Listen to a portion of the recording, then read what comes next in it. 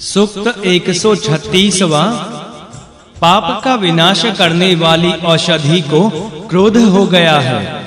इसके सूखे हुए शकुल गाय के खुर के गड्ढे में भरे पानी में कांपते हैं। जब स्थूल पसस के द्वारा मनुष्य में अणु का प्रहार किया गया, तब धूल में लौटने वाले गधों के समान आच्छादनी अर्थात छप्पर में मुश्क बढ़ते हैं। जो करकंधु अर्थात बेरी के समान घर को नष्ट करने वाले तथा अल्प से भी अल्प कण प्राप्त होते हैं, तब वासंतिक तेज आधान के निमित्त उसमें गमन करते हैं। जब सुंदर गांव में प्रविष्ट देवता हर्षित होते हैं, तब नारी आंखों देखी के समान सत्य से युक्त हो जाती है।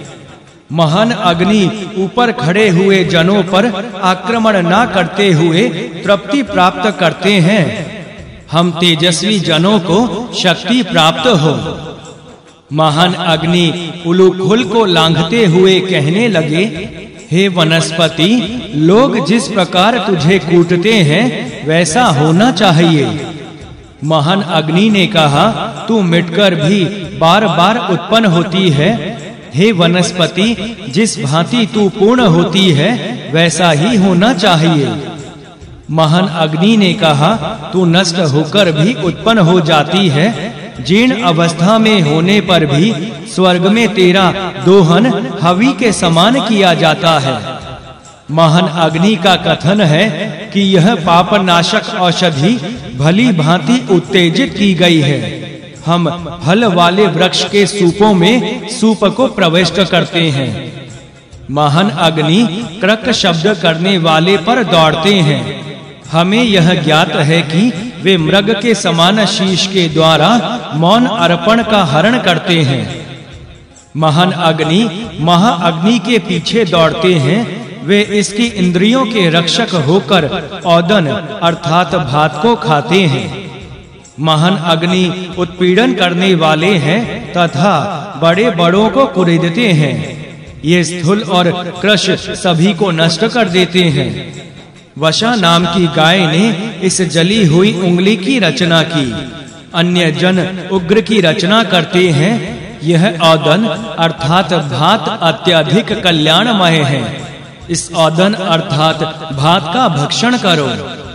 ये महान अग्नि विशेष पीड़ा देने वाले हैं। ये बड़ों को खोद डालते हैं। पिंगल अर्थात पीले रंग की यह कुमारी कार्य करने के बाद भाग जाती है।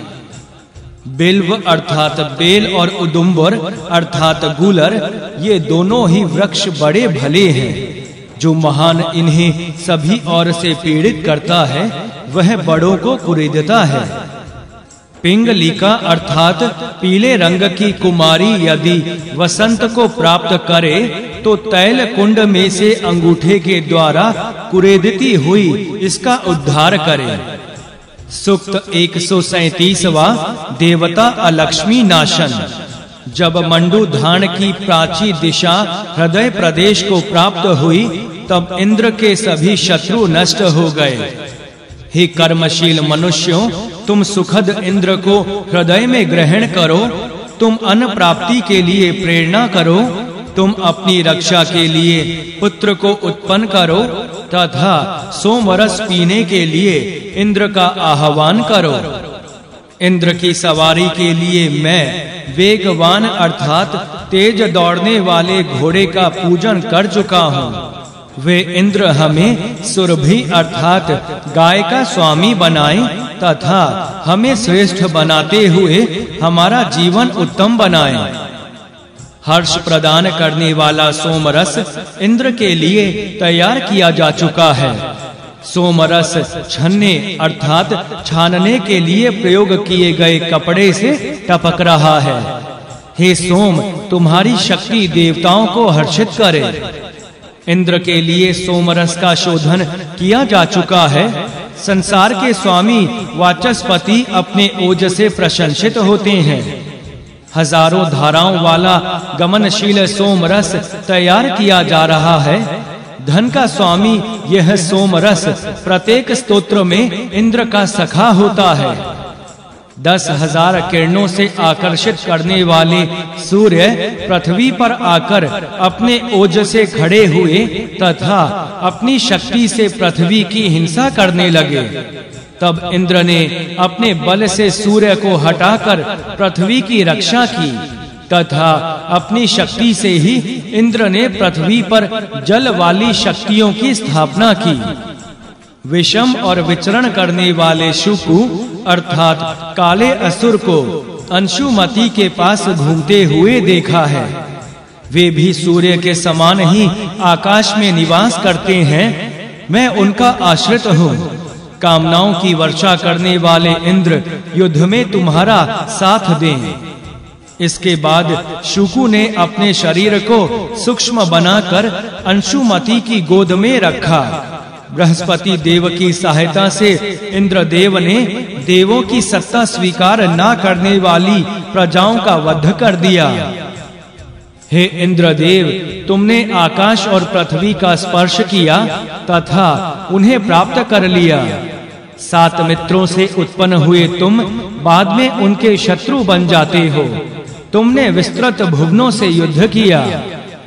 हे वज्रधारी इंद्र, तुमने अपने वज्र से बल नाम के असुर का वध किया। तुमने अपने हिंसात्मक साधनों से उसे दूर कर दिया और गाय प्राप्त कर ली। विशाल शरीर वाले वृत्र असुर को नष्ट करने के कारण हम इंद्र की प्रशंसा करते हैं। कामनाओं की वर्षा करने वाले इंद्र सर्वश्रेष्ठ बने। पापियों को वश में करने के लिए तुमने शक्तिशाली का रस्सी के समान प्रयोग किया। वे प्रसन्नता देने वाले यज्ञ में प्रतिष्ठित होते हैं। वे इंद्र सभ्य, प्रसिद्ध और तेजस्वी हैं। इंद्र पर्वत से प्राप्य वज्र के समान शक्तिशाली हैं। वे कभी पतित नहीं होते हैं। वे श्रेष्ठ यजमानों के लिए शत्रु का धन प्राप्त करते हैं। सूक्त 138वां देवता इंद्र। इंद्र महान है। वे वर्षा के जल से पूर्ण मेघ के समान वत्स के स्तोम अर्थात मंत्र समूह द्वारा वृद्धि प्राप्त करते हैं। हे अश्वनी कुमारों, तुम उस प्रजा का पालन करो जो सत्य को धारण करती है। अग्नियां उस प्रजा को पुष्ट करती हैं तथा ब्राह्मण यज्ञ का वहन करने वाले अग्नि देव के द्वारा उस प्रजा की रक्षा करते हैं। वरुण देव ने अपने स्तोमों अर्थात मंत्रों के समूहों के द्वारा इंद्र के यज्ञ को पूर्ण किया। जामी उसी को आयुध कहती हैं। सूक्त 139वां देवता अश्वनी कुमार। हे अश्वनी कुमारों, इस बालक के घूमने के हेतु एवं रक्षा के लिए इसे ऐसा घर दो जहां सयार ना पहुंच सके। इसके शत्रुओं को उससे दूर करो।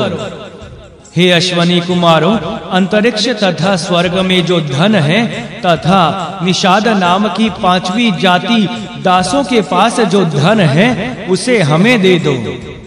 हे अश्वनी कुमारों, ब्राह्मण तुम्हारे कर्मों का वर्णन करते हैं। वे सब कर्म तुम महर्षि कण्व के द्वारा किए हुए समझो। हे अश्वनी कुमारों, यह हवि धन सहित है।